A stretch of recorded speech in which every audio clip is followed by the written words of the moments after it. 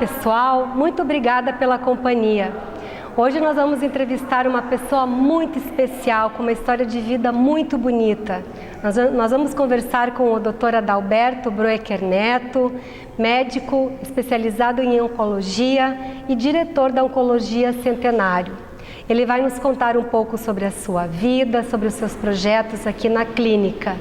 E lembrando que esse programa tem o apoio da LX Decor. Fique conosco.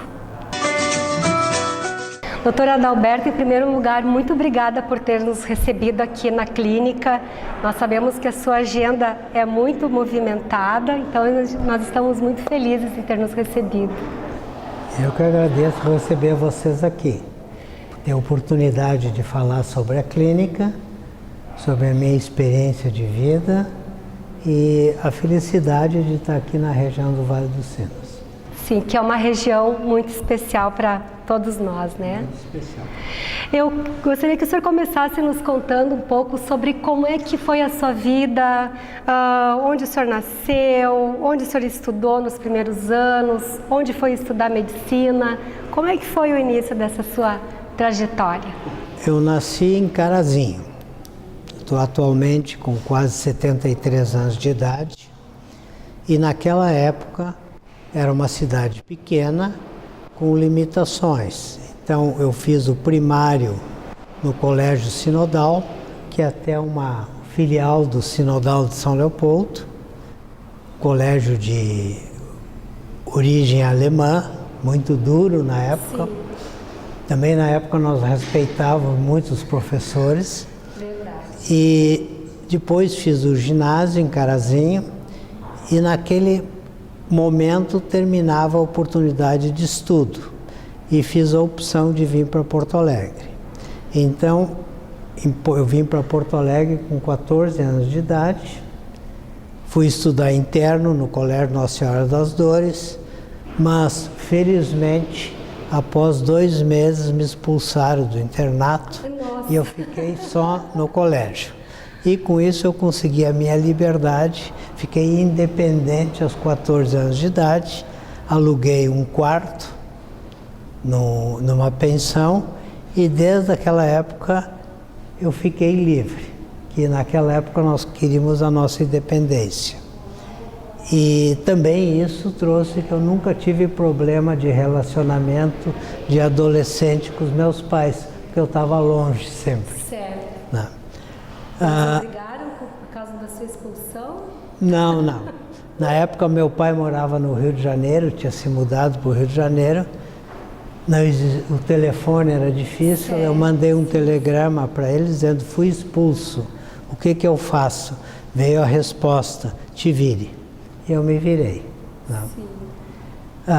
Terminado o científico, que naquela época fazia o científico, eu fiz o primeiro vestibular em Pelotas, que foi o primeiro vestibular de Pelotas, rodei. No ano seguinte eu fiz vestibular em Porto Alegre e Pelotas, passei em todas e fiquei na Universidade Federal do Rio Grande do Sul. Casualmente, o ano que eu entrei, 1 mês depois, houve a Revolução em 64, né? Fecharam todos os centros acadêmicos, né? Então, a época de faculdade foi uma época politicamente convulsionada, principalmente o ano de 68. E a sua escolha sempre foi pela medicina, nesses vestibulares? Sim, sempre tive uma opção pela medicina, mas naquela época, na realidade, nós tínhamos 3 caminhos a percorrer. Ou nós fazíamos direito, ou engenharia, ou medicina. Então a escolha era bem mais simples do que agora.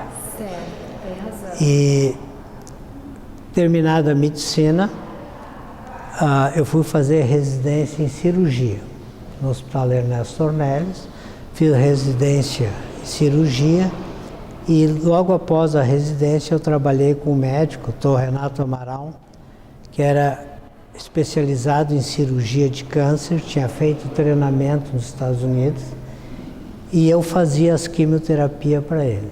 Naquela época não existia especialidade de oncologia clínica e era fácil fazer o tratamento, só tinha 3 remédios. Usava o primeiro, o segundo ou o terceiro. Então era bem fácil. E esse doutor Renato me estimulou para ir para o exterior, eu fiz os exames, e em 1975 eu fui para o Canadá, onde eu fiquei 2 anos e fiz o treinamento em oncologia clínica. Voltei para Porto Alegre e passei a fazer só oncologia clínica, abandonei cirurgia. E aí o senhor ficou quanto tempo lá praticando Fiquei 2 essa? anos. Mas sabe que o destino às vezes prega peças. Eu não queria fazer cirurgia, mas eu já era casado e abandonei os empregos que eu tinha, porque eram empregos burocráticos, e eu queria fazer só medicina, e estava curto de dinheiro, e nesse momento a universidade, a faculdade de medicina, estava saindo da Santa Casa para ir para o Hospital de Clínicas. E os professores mais antigos preferiram o Hospital de Clínicas, que era novo, mas continuava ainda a funcionar na Santa Casa, e então me contrataram como professor de cirurgia. E eu não queria mais fazer cirurgia, mas a necessidade econômica fez com que eu ficasse 2 anos como professor. Nessa ocasião, a PUC resolveu colocar a disciplina de oncologia clínica na Faculdade de Medicina e me convidou para assumir. Então eu larguei a URGS, pedi demissão e fui para a PUC, onde eu botei a primeira disciplina de oncologia clínica do Brasil. E montei também o serviço universitário e fiquei praticamente 20 anos na PUC. Mas nesse meio tempo eu estava no Hospital Ernesto Ornelis, onde é que eu montei o serviço. Comecei também o serviço do Hospital Conceição, de oncologia. Então a minha vida foi montar vários serviços. E quando foi que o senhor decidiu ter o seu próprio negócio? Bom, lá na PUC eu tinha um projeto de vida, né? Tinha o serviço da PUC, eu tinha o próprio consultório lá na PUC e fiz muitas coisas. Estava iniciando a oncologia. Por exemplo, em 1982, nós fizemos o SICAM, que foi a Central de Informações Cancerológicas. Naquela época, uma linha telefônica a gente colocava no imposto de renda, tal a dificuldade e o valor dela. Então nós conseguimos fazer uma associação com a Companhia Rio Grandense de Telecomunicações e a PUC, sendo que a CRT deu 3 linhas telefônicas e a PUC montou a estrutura e nós fizemos um serviço de informações de câncer por telefone. Envolvendo daí todo o estado? Todo o estado.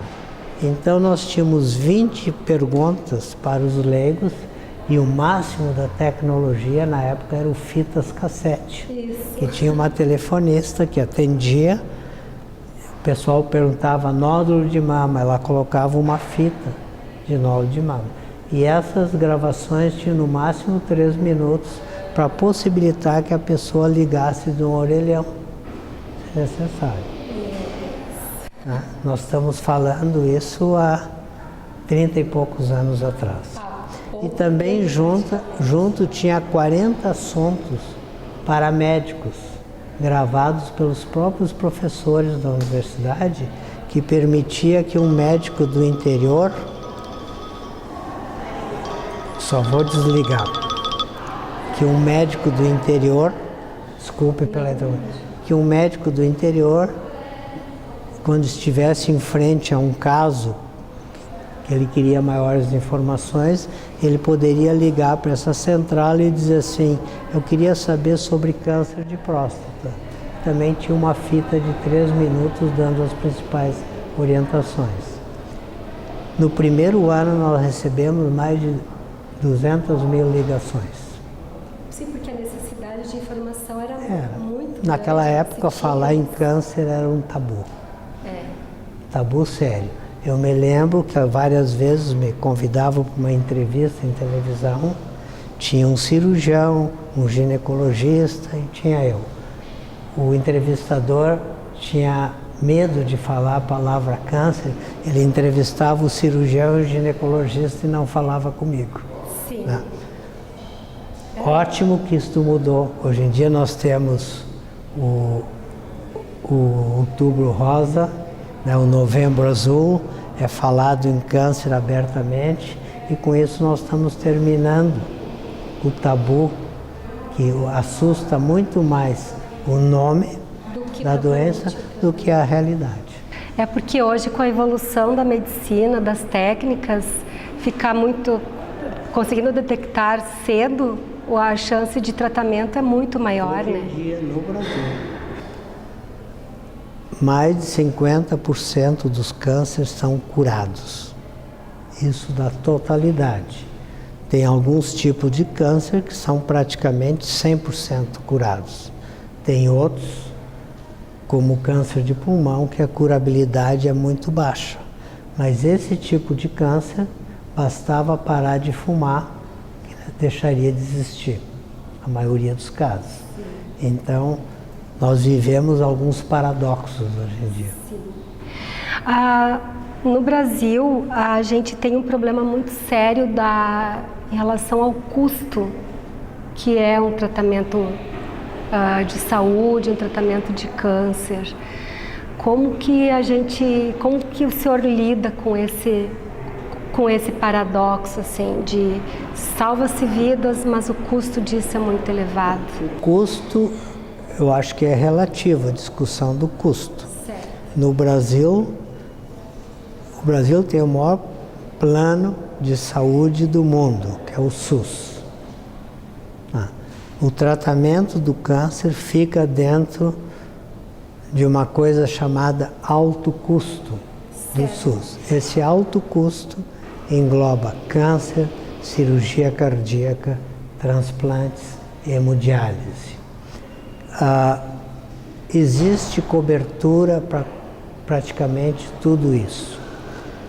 O que nós podemos falar é talvez da infraestrutura que existe, que é muitas vezes falha. Sobre isso, doutor, desculpa lhe interromper, sobre esse tema nós vamos falar no próximo bloco. Continue com a gente.